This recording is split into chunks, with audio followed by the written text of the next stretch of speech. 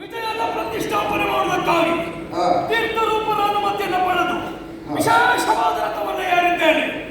ಏರಿದ್ದು ಮಾತ್ರ ಅಲ್ಲ, ಲಂಕಾನಗರದ ರಣಕ್ಷೇತ್ರವನ್ನು ಹೊಕ್ಕು ಮುಂಬತ್ತಿ ಬರುವ ಕಾಪಿಗಳನ್ನು 60 ಕೋಟಿ ಮಂಗಗಳ ಸಂಹಾರ ಮಾಡಿ ಮುಗಿಸಿದ್ದೇನೆ.